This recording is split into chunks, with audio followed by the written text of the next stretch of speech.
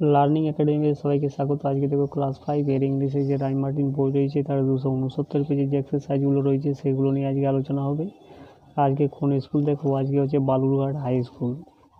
তো এর কোয়েশ্চেনগুলো দেখো, complete the following sentences with information from the text, অর্থাৎ এই সেন্টেন্সগুলোকে কমপ্লিট করতে বলা হচ্ছে। 1 নম্বর দেখো, বরুণ ওয়াজ স্যাড, অর্থাৎ বরুণ দুঃখিত ছিল কেন? He could not join his friends Ravi, Pinki and Osman for a picnic.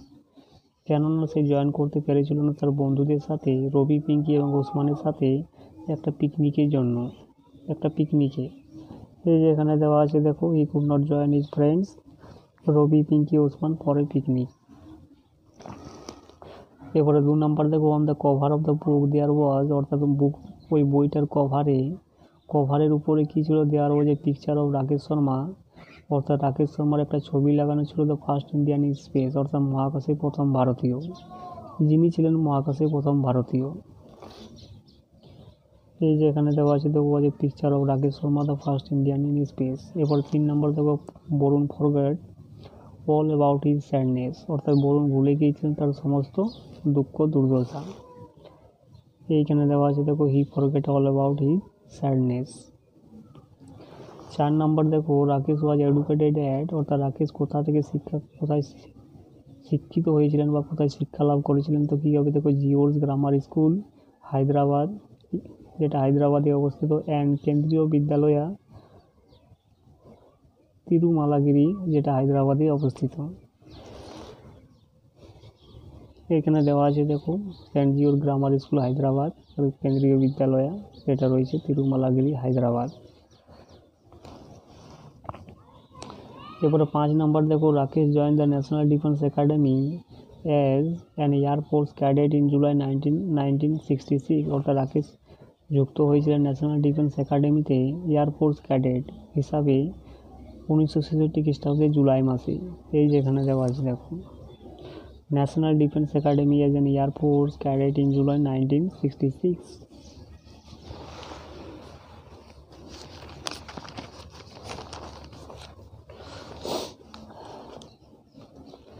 এরপরে বিয়েরগুলো দেখো, অ্যান্সার দ্য ফলোয়িং কোয়েশ্চেন, নিচের প্রশ্নগুলির উত্তর এখানে লিখতে বলেছে। 1 নম্বর দেখো, হু ওয়ের বরুণস ফ্রেন্ড, অর্থাৎ বরুণের বন্ধু কারা ছিল? তো উত্তরটা এইভাবে লিখবে দেখো, বরুণসের friends were Ravi, Pinki and Osman, অর্থাৎ 3 জন বন্ধু ছিল। 2 নম্বর দেখো, হোয়ার ডিড বরুণস ফ্রেন্ডস গো, অর্থাৎ বরুণের বন্ধুগুলো কোথায় গিয়েছিল? তো কী লিখবে দেখো, বরুণসের friends went for a picnic, একটা পিকনিকে গিয়েছিল। 3 নম্বর দেখো, in which state was Rakesh born, অর্থাৎ কোন স্টেটে রাকেশ শর্মা জন্মগ্রহণ করেছিলেন? তো Rakesh was born in Punjab স্টেটে তিনি পাঞ্জাব রাজ্যে জন্মগ্রহণ করেছিলেন। 4 নম্বর দেখো, how much time did Rakesh Sharma spend in space, অর্থাৎ রাকেশ শর্মা মহাকাশে কতক্ষণ টাইম কাটিয়েছিলেন? তো কী লিখবে দেখো, Rakesh Sharma spend 7 days 21 hours 40 minutes in space, অর্থাৎ 7 দিন 21 ঘন্টা 40 মিনিট মহাকাশের মধ্যে কাটিয়েছিলেন। 5 নম্বর দেখো, what did Mrs Indira Gandhi ask Rakesh Sharma, অর্থাৎ ইন্দিরা গান্ধী রাকেশ শর্মাকে কী বলেছিল?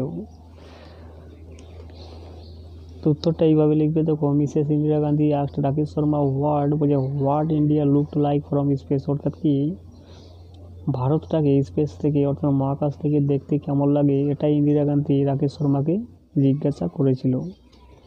এরপরে আনসিনটা দেখো, আনসিনের এর কোয়েশ্চেনগুলো দেখো, tick the correct alternative. The full form of ISRO is, অর্থাৎ ইসরোর ফুল ফর্ম কি? Indian Space Research Organisation. এই যে এখানে দেওয়া আছে দেখো, ইন্ডিয়ান স্পেস রিসার্চ অর্গানাইজেশন। 2 নম্বর দেখো, S Somnath is a prominent aerospace engineer. এই যে এখানে দেওয়া রয়েছে দেখো, এরোস্পেস ইঞ্জিনিয়ার এস সোমনাথ। তাহলে সঠিক অপশন হয়ে যাবে option number C, aerospace engineer.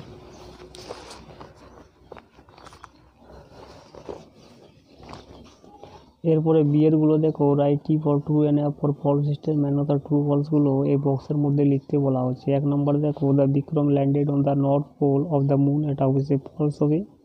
2 নম্বর দেখো, the surface of the moon is called lunar surface, এটা অবশ্যই ট্রু হয়ে যাবে। এরপর সি এরগুলো দেখো, অ্যান্সার দ্য ফলোয়িং কোয়েশ্চেন, নিচের প্রশ্নগুলির উত্তর এখানে লিখতে বলা আছে। 1 নম্বর দেখো, what is the full name of S Somnath, অর্থাৎ এস সোমনাথের ফুল নামটা কি? তো কি লিখবে দেখো, the full name of S Somnath is Sreedhara Panicker Somnath. এরপরে 2 নম্বর দেখো, who is Thankamma is Somnath's mother, অর্থাৎ সোমনাথের মা ছিলেন থ্যাংমা। 3 নম্বর দেখো, from where did S Somnath do his schooling, অর্থাৎ এস সোমনাথ কোথা থেকে তার স্কুলটা করেছিলেন? তো কি লিখবে দেখো, S Somnath did his schooling at saint Augustine high school Aroor. 4 নম্বর দেখো, when did Somnath became the chairman of ISRO, অর্থাৎ কখন সোমনাথ ইসরো চেয়ারম্যান হয়েছিলেন? Somnath became the chairman of ISRO in January 2022, অর্থাৎ 2022 খ্রিস্টাব্দে সোমনাথ কি হয়েছিলেন? ইসরো চেয়ারম্যান নিযুক্ত হয়েছিলেন। এরপরে গ্রামারগুলো দেখো, 3 দেখে fill in the blanks with appropriate article, বা অ্যাপ্রোপ্রিয়েট আর্টিকেল দিয়ে ব্ল্যাঙ্কগুলোকে ফিল করতে বলা হয়। 1 নম্বর দেখো, Neil Armstrong was an American astronaut. 2 নম্বর দেখো, sister Nivedita came to India to offer service for an upliftment of Indian women. 4 নম্বর দেখো, fill in the blanks with appropriate preposition. Begum Rokeya is a noted social reformer in Bengal, এটা হবে in. 2 নম্বর দেখো, Begum Rokeya road on social injustice. 5 নম্বরগুলো দেখো, fill in the blanks with present continuous tense of the verb given in the bracket, অর্থাৎ present continuous টেন্সের verb form দিয়ে এই ব্ল্যাঙ্কগুলোকে fill করতে বলা হচ্ছে। 1 নম্বর দেখো, uncle Rahim is digging the soil, continuous মানে আইএনজি, আর এটা সিঙ্গুলার রয়েছে রহিমটা, তাহলে কী হবে? ইজ। এরপরে কাটটা হবে কন্টিনিউয়াস মানে আইএনজি, এবং গ্রাস কাটার এটাও রয়েছে সিঙ্গুলার, তাহলে হবে ইজ কাটিং দ্য গ্রাস নাও।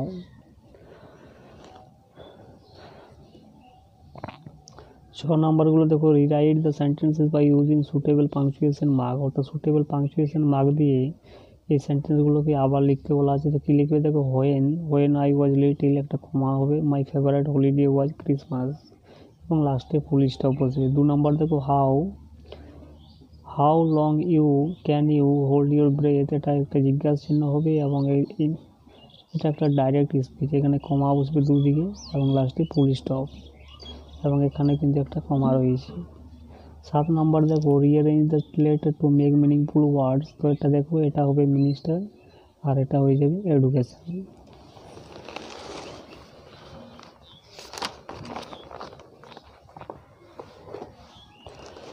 এরপরে 8 নম্বরগুলো দেখো, fill in the blanks with the adverb given in the list, অর্থাৎ এই লিস্টে যে অ্যাডভার্বগুলো রয়েছে সেগুলো দিয়ে এই ড্যাশগুলোকে পূর্ণ করতে বলা হচ্ছে। 1 নম্বর দেখো, we open the lead of the box carefully, অর্থাৎ বক্সের লিডটাকে আমরা খুলেছিলাম যত্ন সহকারে। 2 নম্বর দেখো, soldiers fought bravely for their country, অর্থাৎ সৈন্যগুলো যুদ্ধ করেছিল সাহসভাবে তাদের দেশের জন্য।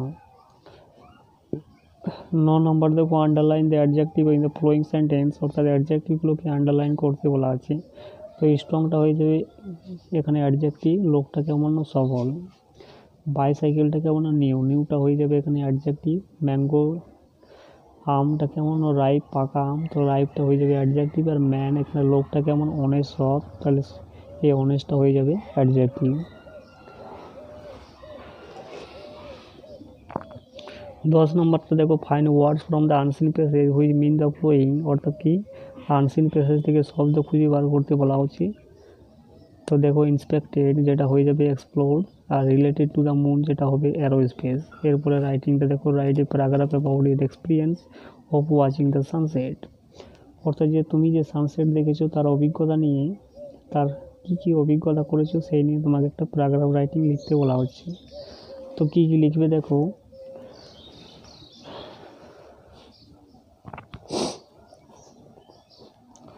প্রথমে কি লিখবে দেখো, the sunset scene is a delightful scene, অর্থাৎ সানসেট সিনটা একটা আনন্দময় সিন, আনন্দযুক্ত scene. The sunset is a time, অর্থাৎ সানসেট একটা সময়, when the sun goes down, যেখানে কি হয় সূর্যটা অস্ত যায়, অ্যান্ড নাইট বিগিন, এবং রাত্রি শুরু হয়।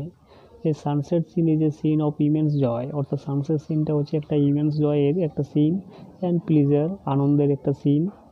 এ sunset appears with a touch of repose, সানসেটটা এপিয়ার্স হয়, অর্থাৎ কি উপস্থিত হয়, এ টাচ অফ রিপোজ, রিপোজের সঙ্গে উপস্থিত হয় and rest after the days hard struggle, অর্থাৎ দিনের কঠিন যে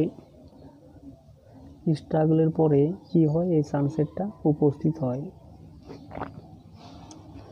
ইট অ্যানাউন্সেস এটা ঘোষণা করে the end of the boy, অর্থাৎ দিনের শেষটাকে এটা ঘোষণা করে, and the beginning of a night, এবং রাত্রিবেলা শুরুটাকে এটা কি করে ঘোষণা করে। It present the most beautiful picture, এটা উপস্থিত করে সব থেকে সুন্দর ছবিটাকে when the sky is cloudless, যেখানে কি হয়, আকাশটা একদম মেঘ মুক্ত থাকে। The setting sun looks reddish, অর্থাৎ সেটিং সান মানে কি, যে সূর্যটা যখন অস্ত যায় সেটাকে দেখতে কেমন হয়, reddish in the western sky, অর্থাৎ পশ্চিম আকাশে যেটাকে কি মনে হয়, লাল দেখতে মনে হয়। The natural scenery at the time, অর্থাৎ সেই ন্যাচারাল অর্থাৎ কি প্রাকৃতিক যে সিনারিটা রয়েছে সেই সময়ে লুকস ভেরি বিউটিফুল, যেখানে কি হয়, খুবই আকর্ষণীয় মনে হয়, আকর্ষণীয় দেখতে লাগে। Plants and trees and rivers become attractive, অর্থাৎ গাছগুলো এবং নদীগুলো সেগুলো আকর্ষণীয় হয়ে ওঠে with the rays of the setting sun, অর্থাৎ কি ওই যে অস্তগামী সূর্যের যে রশ্মিটা সেটার সঙ্গে কি হয়, গাছগুলো এবং নদীগুলো আকর্ষণীয় হয়ে যায়। ইট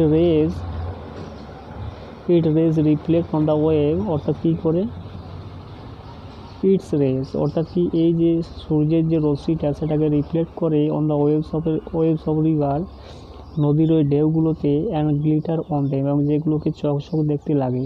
at the time cowboys drive their cattle, এবং সেই সময় কি করে মেষ পালকরা কি করে তাদের ক্যাটেলগুলোকে তাদের বাড়িতে নিয়ে যায়। Animals in the forest go to their dens, এবং ফরেস্টের যে অ্যানিমেলগুলো রয়েছে, জন্তু জানোয়ারগুলো রয়েছে, সেগুলো কি হয়, তাদের গুহার মধ্যে চলে যায়। এরপরে কি লিখবে দেখো, চিলড্রেন রিটার্ন হোম, অর্থাৎ শিশুগুলো বাড়িতে ফেরে ফ্রম প্লেগ্রাউন্ড, খেলার মাঠ থেকে। However a sunset scene reminds everyone of almighty lord, অর্থাৎ কি সানসেট সিনটা আমাদেরকে মনে করিয়ে দেয় প্রত্যেকের অলমাইটি লর্ডকে মনে করিয়ে দেয়।